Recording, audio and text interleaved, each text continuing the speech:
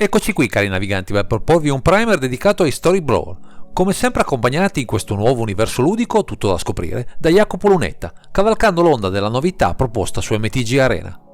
Questa volta lasciamo i lidi dei colori Jeskai per qualcosa di decisamente più cupo, in un color pie quello Golgari, che da sempre incarna i temi della morte e della risurrezione, ben rappresentati in questa build, capitanata da un generale proveniente da Innistrad Midnight Hunt. Una creatura che ha tutto l'interesse di cibarsi del nostro cimitero, diventando sempre più grande e imponente, pronta a sovrastare in caratteristiche qualsiasi avversario, per un piano di gioco divertente e variegato, ben diverso da quanto visto finora. Questa volta vi parleremo di Old Stick Fingers.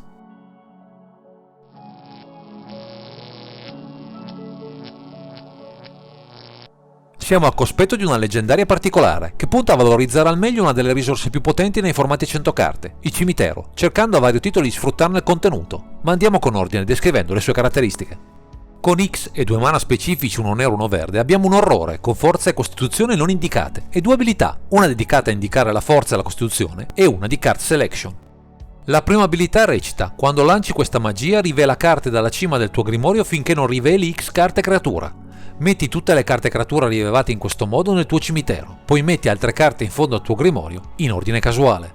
Mentre nella seconda abbiamo: la forza e la costituzione di Old Stick Fingers sono pari al numero di carte creatura nel tuo cimitero. Di primo acchito le due abilità sembrano integrarsi piuttosto bene, offrendo da un lato un meccanismo per riempire il cimitero, dall'altra la possibilità di avere un bittante gonfiato a sufficienza per mietere più di una vittima e a forza di combat con gli steroidi.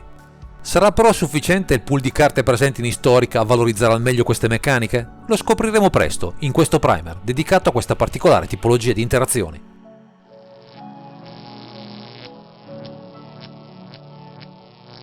Dovendo valorizzare al meglio le sinergie proposte da questo Old Stick Fingers, è chiaro che buona parte del nostro mazzo sarà composto da creature intelligenti, capaci di tornare in campo o valorizzare a sua volta il potenziale presente nel cimitero. Prendiamo ad esempio Doomed Necromancer e Young Necromancer, come esempi in grado di offrire meccaniche di rianimazione, oltre a mere creature che aumentano la conta per il generale, nel caso finissero prematuramente nel cimitero. Ci sono poi creature come Skyclay Shade e Embonded Dracolic che sono capaci di tornare dal cimitero da sole, grazie ai loro effetti peculiari, che non avremo difficoltà a superare per un loro cast successivo, ripetibile con una certa facilità, così da avere qualcosa di disponibile per attaccare o per altre meccaniche di sacrificio.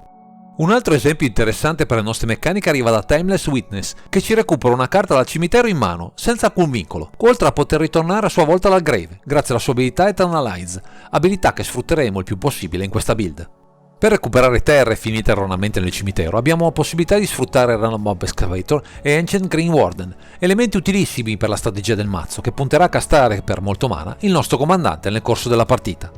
Come potenziale finisher, senza nemmeno passare dalla combat, abbiamo a disposizione Loted Giant, con un ETB che potrà essere devastante per il nostro avversario, senza contare che avremo più di un modo per ripeterlo, recuperando questa creatura dal grave in mano, con alcune delle carte appena segnalate. Ci sono poi tech particolari come Sir Conrad the Grim, che offrono una combinazione di vantaggi non indifferenti, da un effetto di Mill, utile per riempire il grave, a danni indiretti, che sinergizzano al meglio con le nostre meccaniche di rianimazione, insomma, un must in questo archetipo. Spunta pure Skull Prophet tra le carte poppabili per questa build, con un doppio effetto di Mana Dork e o di Automill, a seconda delle situazioni, risultando così sempre utile sia a inizio partita sia nelle fasi avanzate del match. Tra le poche magie presenti in questa lista noveriamo Spider Spawning, vista la sua rigiocabilità dal cimitero e la capacità di produrre, a cimitero pieno, uno stuolo di token in grado di farci ribaltare le situazioni più disperate. Infine, come rimozione polivalente verso artefatti o incantesimi problematici, utilizzeremo Masked Vandal, che per il sacrificio di una nostra creatura nel cimitero ci può risolvere carte altrimenti molto difficili da risolvere una volta in campo.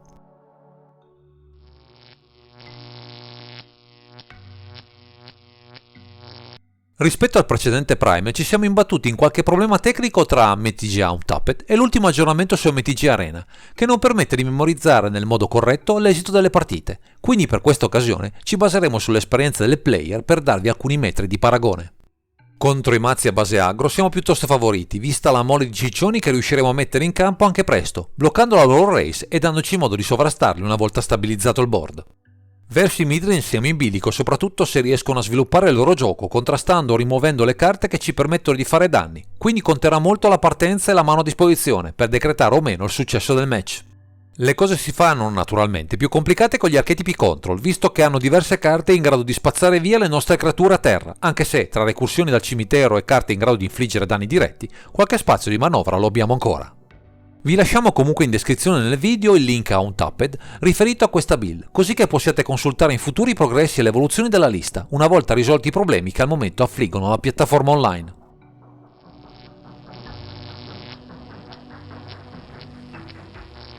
Altro aspetto molto delicato su MTG Arena riguarda il numero di wildcard, soprattutto a rarità elevata, che dovremo utilizzare per la composizione di questo archetipo, che come potete immaginare non è certo agevole da costruire in una lista da 100 carte. Sul fronte della mana base non siamo messi troppo male, con solo 11 terre di tipo raro, tra terre doppie e alcune tech, che ben si incastrano con il nostro desiderio di avere mana in fretta, o il board pieno di creature sacrificabili, senza necessariamente sprecare troppe wildcard nell'approvvigionamento. Dobbiamo sopperire per un totale di 28 carte a livello raro, con carte indispensabili per il nostro game plan, che potrebbero in qualche occasione trovare utilizzo anche altrove, anche se siamo di fronte a un archetipo molto specifico nelle meccaniche. Sul fronte delle mitiche dobbiamo sostenere un esborso non indifferente, con 17 di loro necessarie per completare la lista, con alcune scelte molto specifiche per il gameplay da ottenere, mentre altre sono indubbiamente riusabili, in altri contesti visto che il color pie a disposizione offre molte staple golose, anche in contesti molto differenti tra loro. In questa occasione non siamo messi malissimo e potremmo, con uno sforzo contenuto, realizzare la nostra build senza investimenti troppo onerosi, anche se, a dire il vero, una parte di queste carte avrà ben pochi impieghi, diversi da quelli presenti in questo archetipo molto particolare.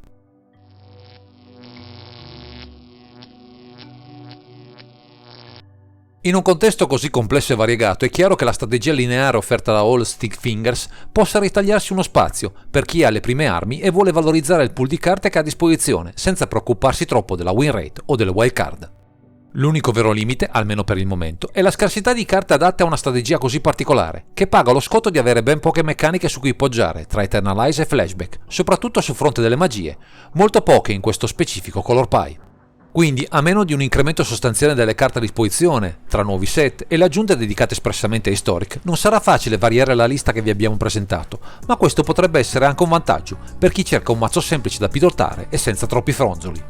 L'unico vero tallone d'Achille, comprensibile viste le finalità della lista, risiede in tutto late verso il cimitero che potremo subire dai nostri avversari, che con le carte attualmente disponibili nel formato ha al suo attivo diverse staple non certo facili da gestire. Quindi non siamo immuni alle sconfitte, ma è lo scotto da pagare, al momento, per un archetipo che basa le sue sinergie su una serie di meccaniche ben specifiche, che traggono grande beneficio da una risorsa tanto potente quanto complessa, come quella del cimitero. All'orizzonte si è anche palesata una versione precostruita attorno a questo generale, che ha una lista un po' differente e più all-in di quella presentata in questo video, ma potrebbe essere un buon trampolino di lancio per i neofiti del formato e di MTG Arena, che con questa guida potranno magari in futuro migliorare le performance complessive di quel mazzo.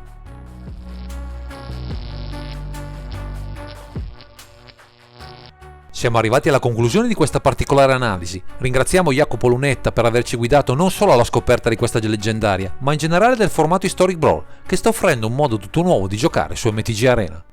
Se vi piacciono le meccaniche particolari o non volete investire troppe delle vostre wildcard per un mazzo tutto nuovo, questo All Stick Fingers potrebbe fare al caso vostro, così da potervi affacciare a questa novità proposta su MTG Arena senza troppi patemi. E se volete saperne qualcosa di più su questo Historic Brawl o siete incuriositi da qualche comandante in particolare, fatecelo sapere nei commenti di questo video, noi saremo sempre disponibili ad arricchire questa sezione del canale. Direi che questo è tutto per questo video, grazie per averci seguito e non dimenticate di commentare, condividere e sottoscrivere il canale per ritrovarsi sempre qui su Underground Sea. Underground Sea è sponsorizzato da Car Market, il più grande marketplace d'Europa per le carte di Magic.